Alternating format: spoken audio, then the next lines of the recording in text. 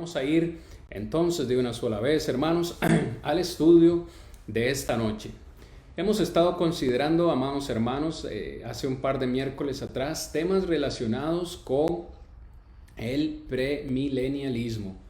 Hemos dicho, hermanos, que en estas clases vamos a estar, o hemos estado hablando más bien, temas relacionados con el rapto de la iglesia, ese tema tan predominante en el mundo religioso de hoy, y estamos tratando de contradecir con la palabra del Señor esta doctrina, que debemos decir enfáticamente es una doctrina falsa, porque la doctrina del premilenialismo afirma que Cristo vendrá por su iglesia, según 1 Tesalonicenses 4, versículos 16 y 17, va a venir de una forma secreta, se va a llevar a su pueblo o a su iglesia y va a dejar a los desobedientes, los va a dejar aquí en la tierra por un periodo de 7 años. Luego de esos 7 años, Jesús regresará con sus santos para lidiar una batalla contra el anticristo, y que esa batalla se llama el Armagedón, y que después de esa batalla, por supuesto, Cristo va a salir victorioso y va a reinar por 1000 años aquí en la tierra. Esa es la doctrina básicamente del premilenialismo, doctrina que en la iglesia del Señor rechazamos absolutamente por lo que encontramos en la palabra del Señor. Así que, hermanos, pretendo compartir con ustedes algunos textos bíblicos que puedan ayudarnos a entender un poco más acerca de esto. Mucho se habla acerca del anticristo, mucho se habla acerca de la marca de la bestia, se habla acerca de este reinado de los 1000 años, en el cual después de esos 1000 años el diablo va a ser suelto, según lo que dice Apocalipsis, pero hay mucha mala interpretación, hermanos y amigos, con respecto a este tema. Entonces me ha parecido interesante y muy importante que analicemos estos temas a la luz de la Biblia para poder aclarar todas las dudas que puedan haber al respecto. En esta noche vamos a hablar acerca del Armagedón. Una vez más, repito, hermanos, para el mundo religioso de hoy, el Armagedón es un evento que encontramos obviamente en Apocalipsis 16, en un momento lo vamos a leer, pero que el mundo religioso relaciona como un evento que va a ser antes del milenio y va a ser un evento cuando Cristo venga por tercera vez a la tierra. Y ya hemos rechazado absolutamente, de acuerdo a las Escrituras, que Cristo Jesús vaya a venir por tercera vez a la tierra. Vino una vez como Salvador, murió en la cruz y ascendió al Padre. Y según lo que dice la Escritura, volverá por segunda vez como ladrón en la noche, pero todo ojo le verá. Apocalipsis 1:7. Y cuando Cristo vuelva por segunda vez, todos los muertos han de resucitar y los vivos van a recibir también un juicio delante del Señor Jesús, y los que estén bien se irán con Él y los que estén mal irán a un castigo eterno. Esa es la segunda venida de Cristo, y en esa segunda venida de Cristo también todo lo que nosotros vemos, el cielo y la tierra, serán quemados, serán deshechos. Va a haber una destrucción total de esta tierra material que nosotros conocemos. Estoy hablando, citando literalmente 2 de Pedro capítulo 3 versículos 10 en adelante. Entonces, vamos a hablar del Armagedón a la luz de las Escrituras, a la luz de la palabra de Dios, ¿ok? Nos ayudamos, mis amados hermanos, permítanme, con la presentación de esta noche. Como ya lo expliqué entonces hace un momento, según esta doctrina del premilenialismo, después de la gran tribulación, Cristo volverá con sus santos para pelear con el anticristo. A esta batalla es lo que ellos llaman el Armagedón. Pero el Armagedón, hermanos, es bíblico, tenemos que decirlo enfáticamente. El Armagedón es bíblico. De hecho, el Armagedón es un valle que se encuentra desde el noreste hasta el sureste del Monte Carmelo. Y es también conocido este lugar o esta zona como el Valle de Megiddo.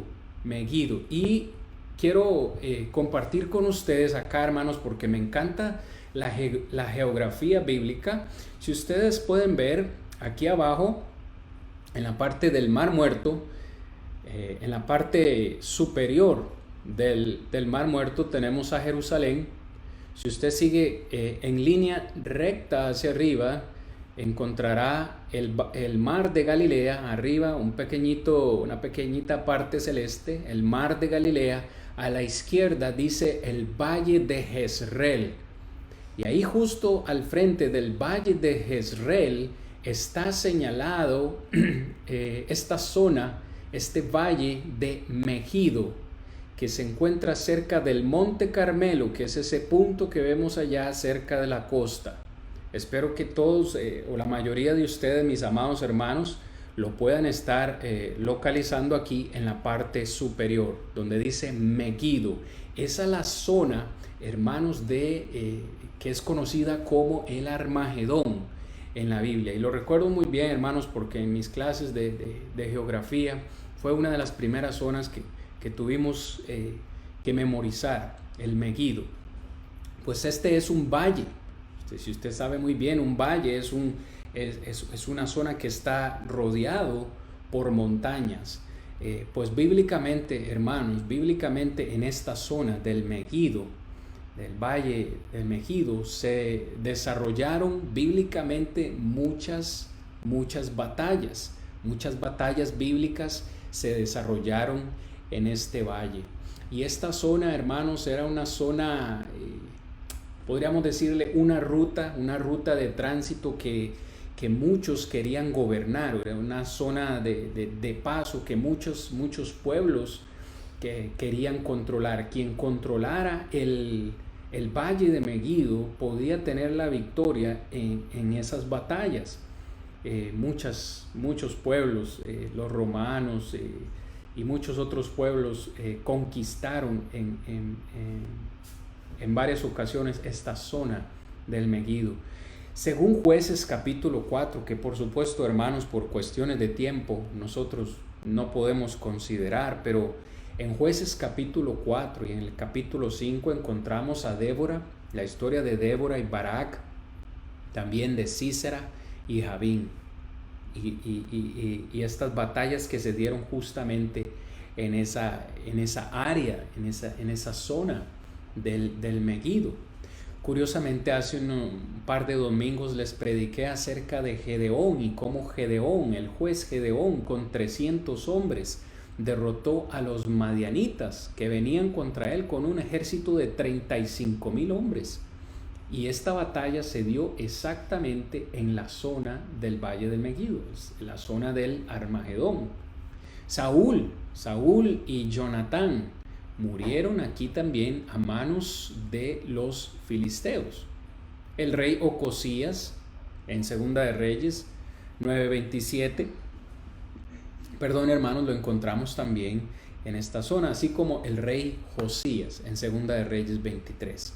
¿Para qué menciono todo esto, hermanos y amigos? La zona del Valle del Megido o del Armagedón, como popularmente se le conoce, esta zona ha sido vista como un símbolo de guerras, porque casualmente con estos y muchos otros textos que tenemos en el Antiguo Testamento vemos que fue un lugar donde se desarrollaron muchas batallas. Una zona, como ya lo mencioné, que muchos querían controlar porque era una ruta de paso. Quien tuviera gobernada esa zona tenía prácticamente asegurada la victoria. Por esa razón es un símbolo de guerra. Y no es de extrañarnos, no es que nos cause o nos sorprenda que en Apocalipsis 16:12 y versículo 16, que a continuación vamos a leer, se mencione esta zona. Permítanme, hermanos.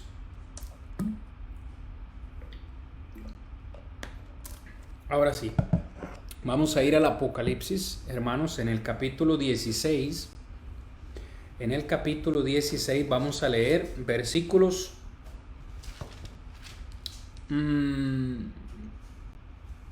vamos a leer desde el 12, hermanos. Espero que ya estemos en Apocalipsis capítulo 16, versículo 12.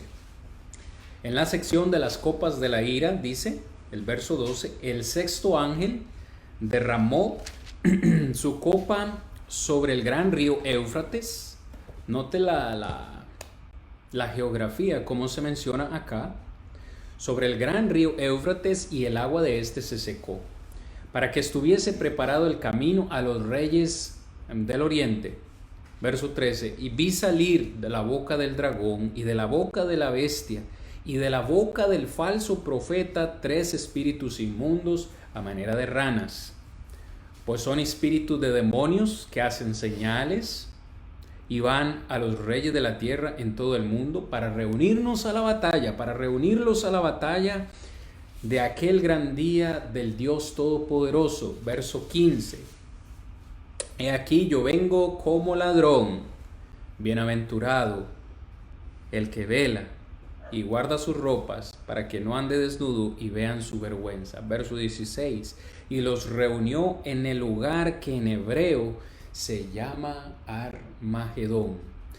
Cuando nosotros leemos Apocalipsis, hermano, yo siempre voy a ser enfático en esto. Cuando nosotros leemos Apocalipsis, no solo este capítulo, no solo este tema, todo el Apocalipsis, tenemos que entender que Apocalipsis es un libro profético, es un libro de señales, es un libro que en su gran mayoría es simbólico y no es literal. Así que cuando vemos aquí que se menciona en el verso 16 el lugar llamado el Armagedón, está haciendo referencia a ese lugar que acabamos de ver hace un momento, a ese valle que es literalmente una zona, pero no está haciendo referencia a este lugar como si fuera de una manera literal, de una batalla literal, sino de una manera simbólica, porque el Armagedón, el valle de Megiddo, vino a simbolizar eso, un lugar de guerra. En esta ocasión va a haber una guerra espiritual, no una guerra física, está hablando de una guerra espiritual. Si nosotros interpretamos esto de una manera literal, entonces el versículo 13 tenemos que imaginarnos un gran dragón, tenemos que imaginarnos una bestia, tenemos que imaginarnos entonces 3 espíritus inmundos en manera de ranas. Entonces hay que tener un poco de cuidado, ¿ok? Para seguir con la presentación, vamos a hablar del Armagedón en el libro de Apocalipsis, que el Armagedón que está siendo mencionado en Apocalipsis 16 realmente se cumple en Apocalipsis 19, que vamos a leer en este momento. Apocalipsis 19, versículos 11 al 21. Muy bien, gracias una vez más a todos los hermanos que nos están acompañando. Vamos a hacer toda esta lectura, hermanos. Apocalipsis 19, 11 al 21. Entonces vi el cielo abierto, y he aquí un caballo blanco, y el que lo montaba se llamaba Fiel y Verdadero, y con justicia juzga y pelea. Sus ojos eran como llama de fuego, y había en su cabeza muchas diademas, y tenía un nombre escrito que ninguno conocía, sino él mismo. Estaba vestido con ropa teñida de sangre, y su nombre es el Verbo de Dios. Y los ejércitos celestiales, vestidos de lino finísimo, blanco y limpio, le seguían en caballos blancos. De su boca sale una espada aguda para herir con ella a las naciones, y él, el Verbo, las regirá con vara de hierro, y él pisa el lagar del vino del furor y de la ira de Dios Todopoderoso. Y en su vestidura y en su muslo tiene escrito este nombre: Rey de Reyes y Señor de Señores. Y vi a un ángel que estaba en pie en el sol, y clamó a gran voz diciendo a todas las aves que vuelan del medio del cielo: venid y congregaos a la gran cena de Dios, para que comáis carne de reyes y de capitanes, y carne de fuertes, carnes de caballos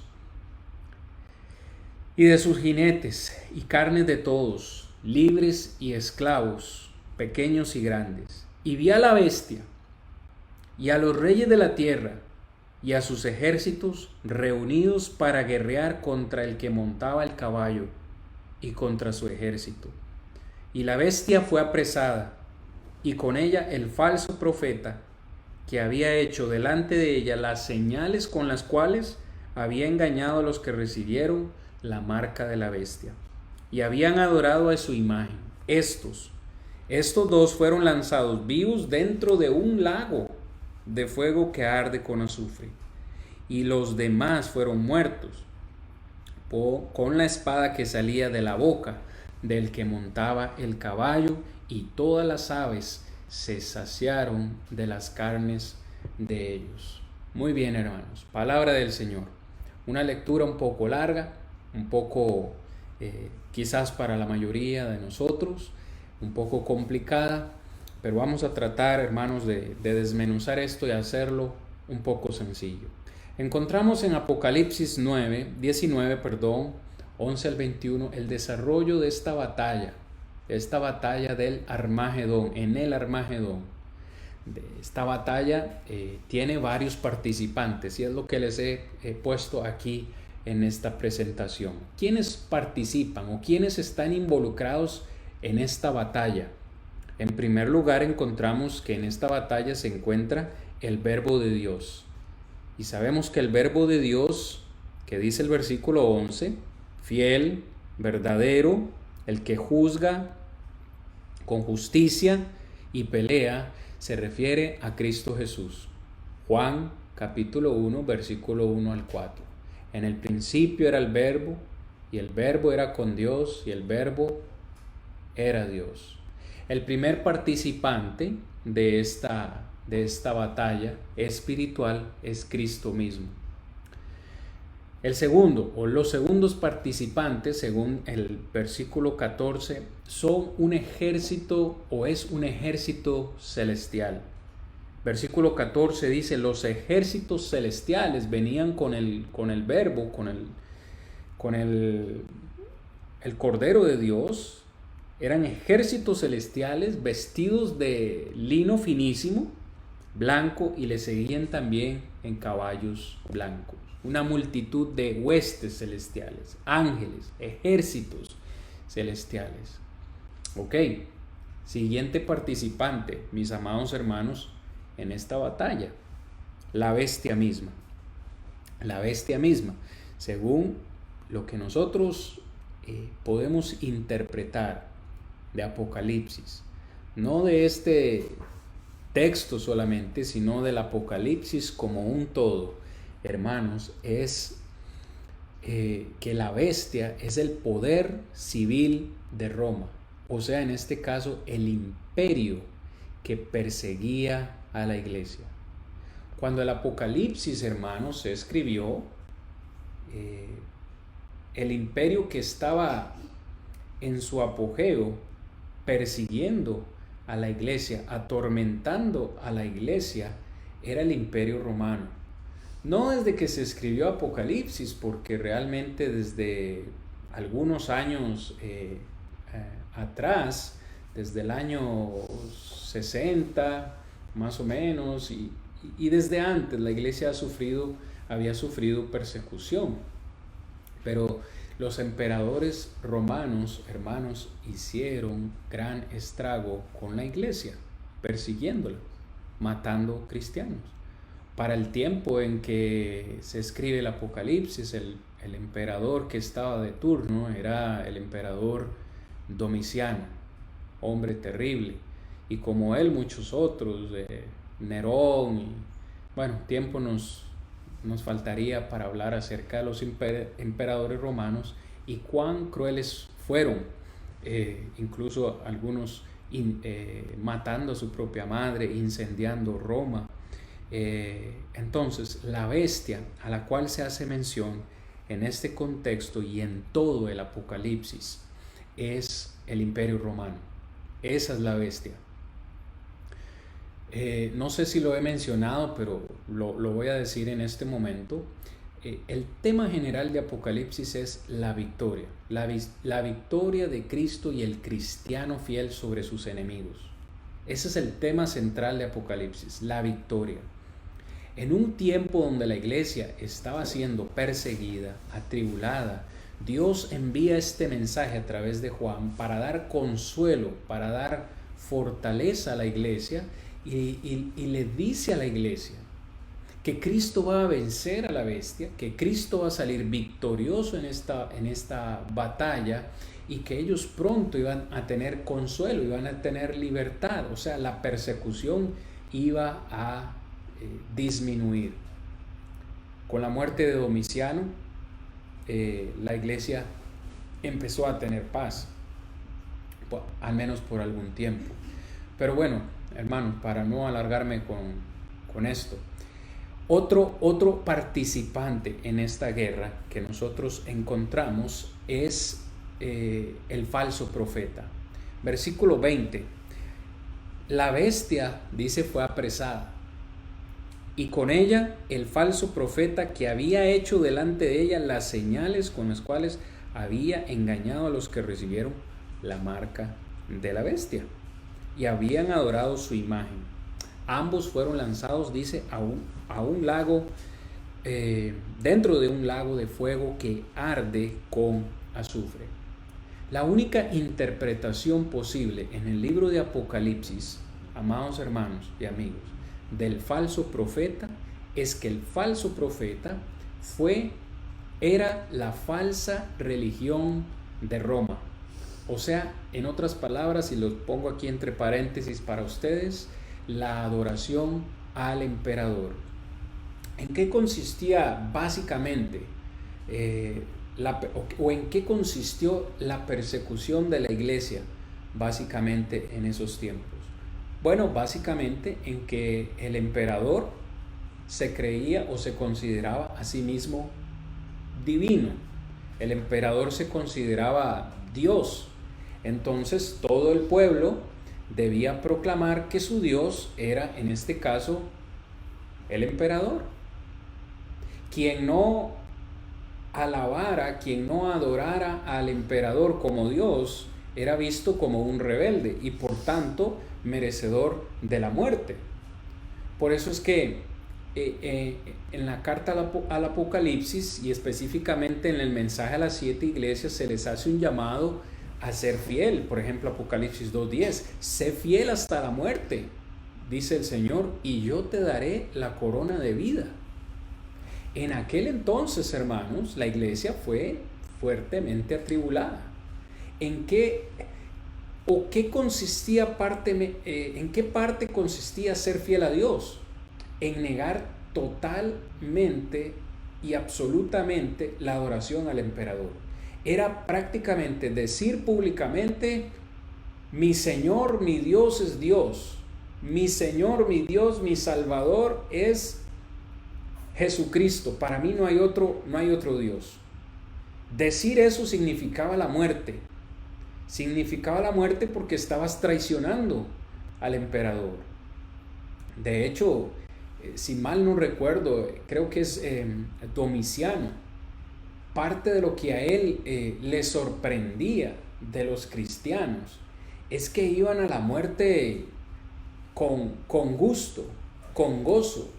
Parece ser que muchos de los cristianos morían con una sonrisa en su rostro, morían con gozo por proclamar su fe. Y esto le empezó a llamar la atención a él y él dijo: bueno, yo me voy a hacer cristiano. Así que si yo me hago cristiano, estos hombres, estas mujeres se van a hacer súbditos de mí, van a estar dispuestos a dar su vida por el emperador, van a estar dispuestos a dar su vida por mí. Y de esa forma, hermanos, comenzó a haber un decaimiento, para buscar la palabra correcta. Empezó a haber una caída en la iglesia, por decirlo de esta forma. Es un poco tedioso, un poco también de historia, hermanos, hay que meterse bastante en la historia, pero así es como la la religión falsa de Roma se empezó a mezclar con la iglesia por causa de estas cosas, ¿no? La falsa religión de Roma se empezó a mezclar con la iglesia, a tal forma que encontramos en estos textos y en otros que se nos dice el falso profeta había hecho señales, dice, con las cuales había engañado a los que recibieron la marca de la bestia. Entonces, la única interpretación posible para el falso profeta es la falsa religión de Roma, el emperador, la adoración al emperador. Y ahí usted tiene una referencia a Apocalipsis capítulo 13, versículos 11, hermanos, y al 18, que pues habla bastante de este tema, y por cuestiones de tiempo no lo vamos a hacer ahorita. Pero ese es otro participante en esta batalla, en este Armagedón. Otro participante, el último participante, los reyes de la tierra. Hermanos, los reyes de la tierra. Y los reyes de la tierra, no hay otra interpretación posible sino que los aliados de Roma en ese tiempo. Los aliados de Roma en ese tiempo, y les dejo también como referencia donde encontramos los aliados de Roma en ese tiempo, en Apocalipsis capítulo 17, versículo 12 al 17. Que estudiar todo esto, hermanos, sería tanto como tener un estudio profundo de el Apocalipsis, cosa que no estamos haciendo en esta lección. Pero espero que lo que voy más o menos explicando nos ayude a ir comprendiendo. Estos son los participantes en esta batalla espiritual. Note que esta batalla espiritual, hermanos, se está desarrollando en este tiempo en el cual el Apocalipsis fue escrito. Estamos hablando del año 96, 97 después de Cristo. Encontramos a la bestia, el poder civil de Roma, el falso profeta, la falsa religión, la adoración al emperador. Hermanos, la batalla del Armagedón no es algo que esté por venir, no es algo que va a suceder en la segunda venida de Cristo, sino algo que más bien ya sucedió. Muy bien, el propósito de Cristo. ¿Cuál es el propósito de Cristo, amados hermanos y amigos, en esta batalla? Según lo que leemos en el versículo 11 y el versículo 15. Leámoslo nuevamente. ¿Cuál es el propósito de Cristo? Entonces vi el cielo abierto, dice Juan, y aquí un caballo blanco, y el que lo montaba se llamaba Fiel y Verdadero, y con justicia juzga y pelea. Verso 15, de su boca sale una espada aguda para herir con ella las naciones. Y él, el que viene en este caballo blanco, él regirá con vara de hierro, y él pisa el lagar del vino del furor y de la ira del Dios Todopoderoso. ¿Cuál fue o cuál era el propósito del Cordero, de este fiel y justo en esta batalla? Básicamente, juzgar a Roma y a sus aliados. Una vez más, el imperio está persiguiendo a la iglesia, está atribulando a la iglesia en gran manera, pero el mensaje de Apocalipsis es para animar a los hermanos, para animar a los cristianos de ese tiempo, decirles: esto pronto va a terminar. He aquí que viene pronto. Son frases que escuchamos en el Apocalipsis. La misión de Cristo en esta batalla es juzgar a Roma, y en este caso a sus aliados. El versículo 15 que acabamos de leer dice: herir a las naciones con su espada aguda, para herir con ella a las naciones y regirlas con vara de hierro. Esta expresión que encontramos en el verso 15, y él pisa el lagar del vino, del furor y de la ira del Dios Todopoderoso. Trae referencia a ese lagar, a ese lugar donde se pisaban las uvas, ¿no? Para hacer el jugo, para estripar las uvas con los pies y hacer el jugo. Dice que Cristo viene a pisar el lagar del vino, del furor y de la ira del Dios Todopoderoso. Estas expresiones traen a nuestra mente un juicio severo, un juicio definitivo, en este caso contra Roma, contra el falso profeta, contra los reyes, todos los aliados de Roma en este tiempo. En resumen, entonces, Cristo tiene como propósito en esta batalla, o tuvo como propósito, destruir el imperio romano como perseguidor de la iglesia. También tuvo como propósito acabar con la adoración del emperador romano como Dios y Señor. Esta expresión que encontramos en el verso 16, y en su vestidura y en su muslo tiene escrito este nombre, Rey de Reyes y Señor de Señores. Esta expresión, Rey de Rey y Señor de Señores, nos da a entender, hermanos, que Cristo está reinando ya en el mundo, y la victoria sobre Roma lo demostró. Cristo está reinando ya. Por ahí les voy dando una idea, hermanos, acerca de lo que vamos a ver, si Dios quiere, la próxima semana en Apocalipsis capítulo 20, el reinado de los 1000 años y todos los malos conceptos que existen hoy en día con respecto al reinado de los 1000 años de Cristo.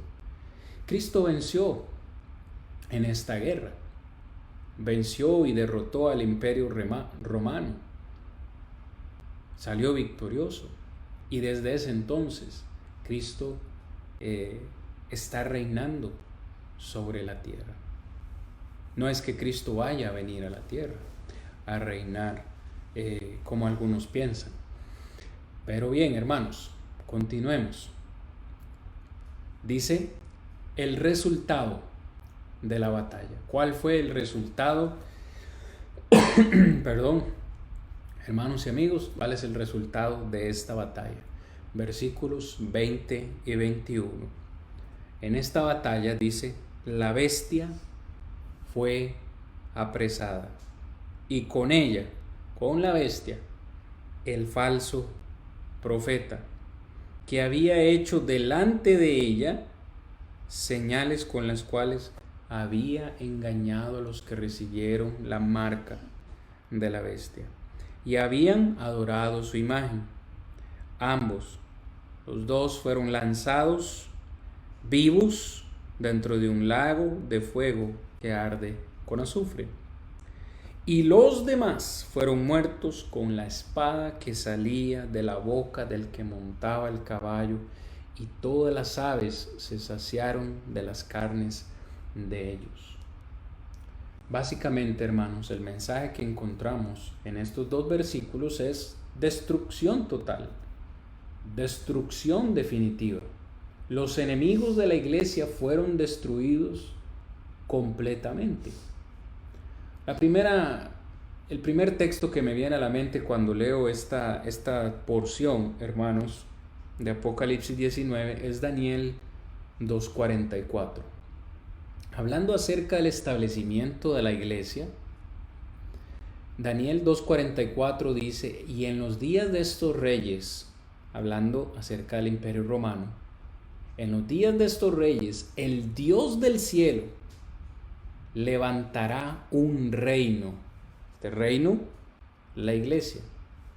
Un reino que no será jamás destruido, dice Daniel 2:44. La iglesia no será jamás destruida. Y dice Daniel, ni será el reino dejado a otro reino. La iglesia no va a ser conquistada por otro reino, ni va a ser destruida por otro reino, sino que dice Daniel, este reino consumirá y desmenuzará a todos los demás reinos. Amén. hablando acerca de la iglesia. Esa misma iglesia a la cual Jesús le dijo a Pedro en Mateo 16:18. Y yo te digo que tú eres Pedro y sobre esta roca edificaré mi iglesia. A ti te daré las llaves del reino. Y ni las puertas del Hades prevalecerán contra ella. ¿Cuál es el anuncio? ¿Cuál es el mensaje para nosotros? Que aunque la iglesia sufrió persecución, que aunque la iglesia fue fuertemente atribulada, que aunque la iglesia, muchos miembros de la iglesia murieron en estas persecuciones, la iglesia no será jamás destruida. Hoy en día nosotros podemos tener tribulación, hoy en día nosotros podemos tener persecución, hoy en día nosotros podemos tener pandemias, pueden venir los virus que usted quiera mencionar, hermanos, puede venir cualquier cosa, mis hermanos y amigos, pero el mensaje de Apocalipsis es uno para todos nosotros. Y el mensaje es que sea cual sea la situación, en Cristo hay victoria. Y que la iglesia puede ser victoriosa. Y que así como Cristo derrotó a sus enemigos en este tiempo, derrotó al imperio romano, derrotó al falso profeta, o sea, la falsa religión de Roma, a todos sus aliados en ese tiempo, asimismo Cristo puede hoy y va en su segunda venida a derrotar a todos sus enemigos. Y el último de sus enemigos, según lo que leemos en 1 Corintios 15, 45 en adelante, el último enemigo que finalmente Cristo va a derrotar es la muerte. Dice Pablo, ¿dónde está, oh muerte, tu aguijón? La muerte ya no tendrá más poder sobre nosotros. Porque así como Cristo venció la muerte, resucitando el tercer día con el poder de Dios, así también todos los que creemos en Él seremos resucitados, seremos levantados para morar eternamente con Él en victoria. Memorices esto siempre, hermano. Nosotros no necesitamos entender punto por punto, versículos por versículos, todo el libro de Apocalipsis. Soy sincero en decir, yo no lo entiendo a cabalidad y por completo el libro de Apocalipsis. Pero si usted quiere entender algo del libro de Apocalipsis, una sola cosa, entienda esto. Apocalipsis nos habla de victoria. Victoria en Cristo Jesús. No hay ninguna condenación para los que están en Cristo Jesús. Romanos capítulo 8, versículo 1. No hay ninguna condenación para los que están en Cristo Jesús. Estos son los que andan conforme al Espíritu, los que no andan conforme a la carne. Entonces encontramos en este mensaje, hermanos, que los enemigos de la iglesia fueron destruidos completamente. Es más, dice que fueron lanzados a un lago de fuego. Y no debe entenderse esta expresión como algo literal, porque no es una batalla literal. Es simbólica y por tanto este lago de fuego es un símbolo de castigo. Así como lo encontramos en Apocalipsis 20, versículo 14. Y la muerte y el Hades fueron lanzados al lago de fuego. Esta es la muerte segunda. Los reyes de la tierra serán vencidos y muertos, hermanos, por el poder de Cristo. Y eso es algo que nosotros tenemos que entender, eso es algo que nosotros tenemos que amarrar en base a la segunda venida de Cristo. Eso es lo que debemos pensar en base a la segunda venida de Cristo. Que Cristo en su segunda venida va a venir por segunda vez y totalmente a destruir a sus enemigos. Los reyes de la tierra serán vencidos y serán muertos por el poder del Señor. Esto, hermanos, que le sucedió a Roma, esto que le sucedió a los aliados de Roma, es lo que le sucederá o es lo que les espera a las naciones que se oponen a Dios. Hoy en día, tantas naciones que le han dado la espalda a Dios, tantas naciones que han negado ya el nombre de Dios, los han sacado de sus escuelas, los han sacado de sus gobiernos, los han sacado de sus familias, y Dios no existe para nada en estas naciones. Apocalipsis promete que Cristo va a venir a vencer a sus enemigos, a aquellos que le den la espalda al Señor. ¿Cuándo? Tenemos que preguntarnos, ¿cuándo entonces?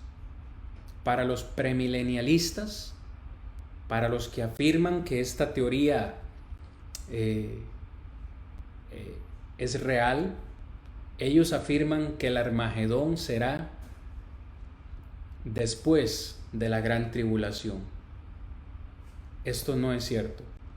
Bíblicamente no es cierto. Por todos los argumentos que he compartido con ustedes las últimas 2 clases y por lo que la historia nos dice, el Armagedón, esta batalla ya fue cumplida con la derrota del Imperio Romano. En el año 476 después de Cristo, aproximadamente fue cuando ya definitivamente el Imperio Romano dejó de existir, dejó de tener su poder, dejó de tener su influencia.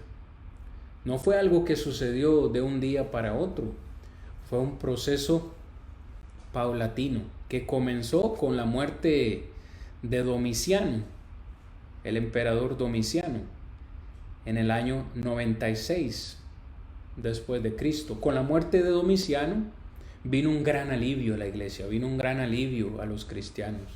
Y de ahí fue un proceso paulatino en que el poder del Imperio Romano fue cesando hasta que finalmente en el año 476 dejó de estar en existencia.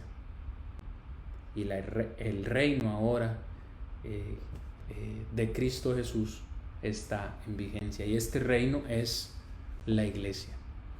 Con todo esto, ¿qué quiero decir? Que el Armagedón, esta batalla del cual leemos en Apocalipsis 19, es un evento que ya pasó por lo menos hace 1500 o 1900 años atrás.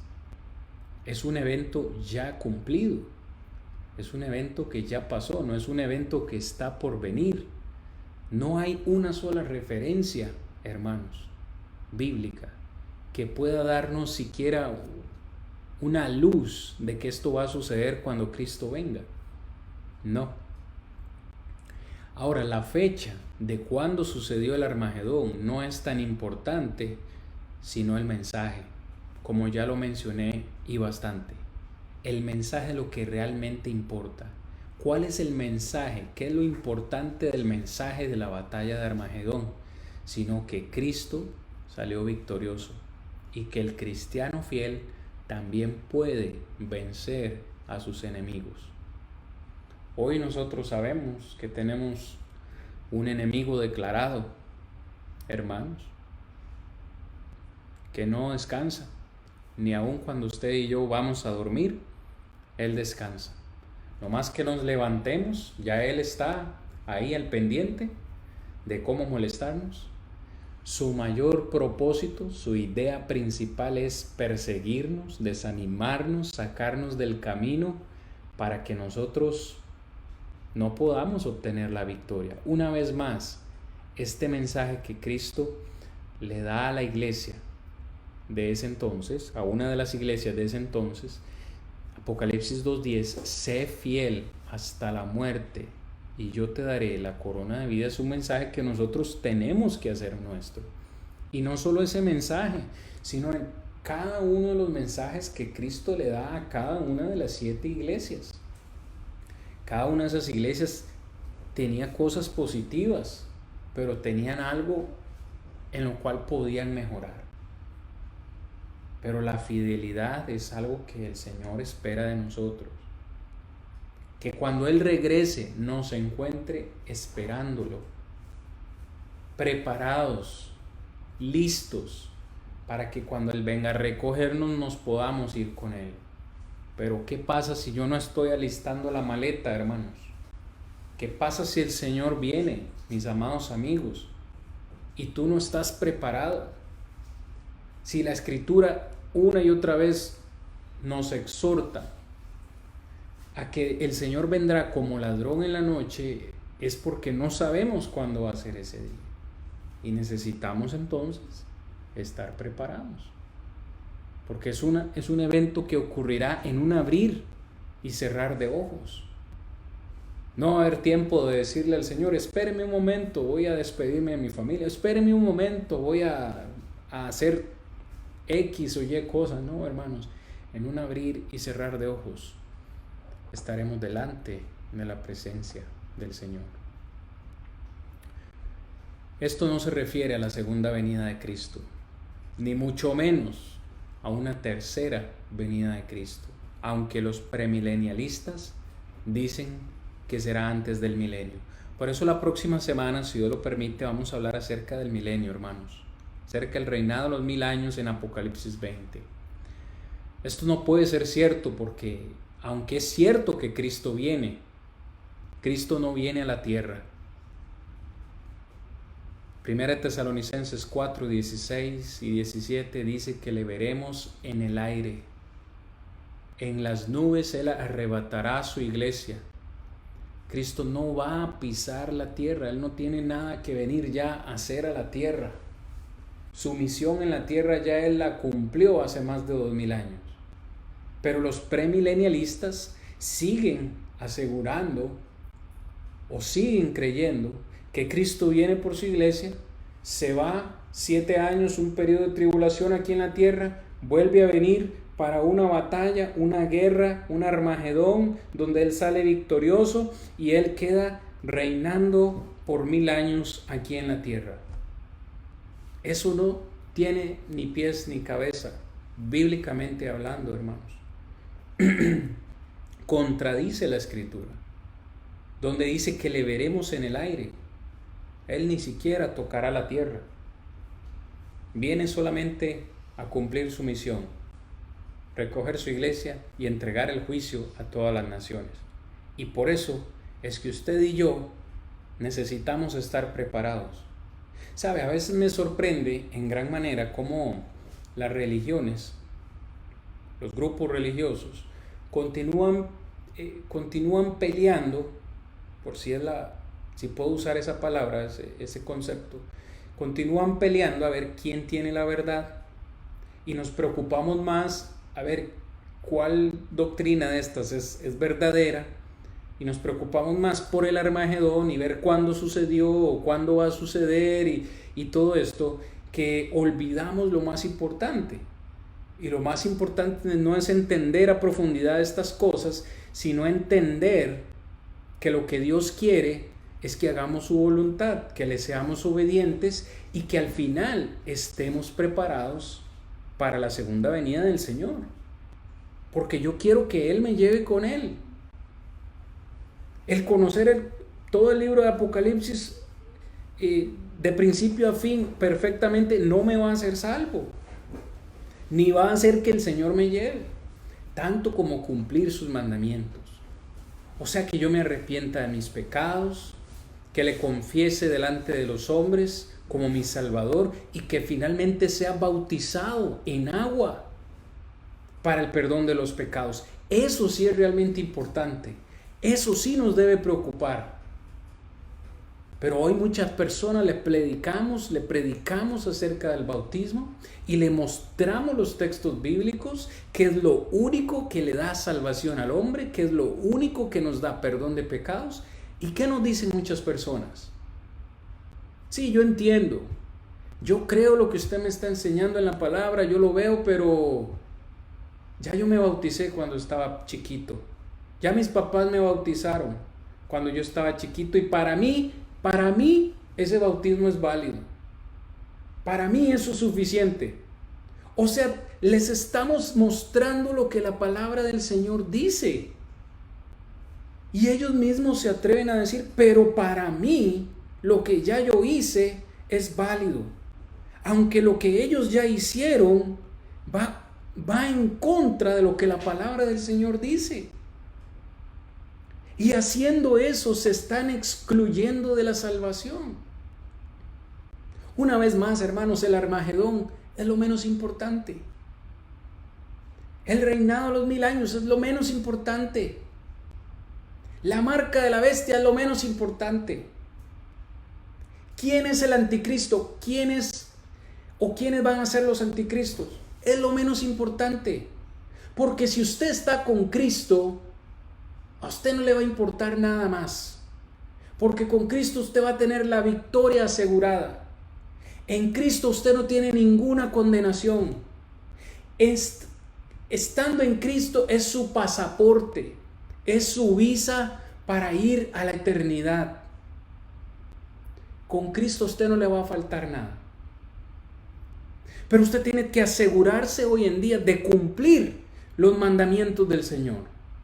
Y el principal de ellos es bautizarse para el perdón de sus pecados. Permítame un par de segundos más para ser enfático en esto. Porque tal vez sí me he salido un poco del tema, pero hermanos, tenemos que predicar el Evangelio.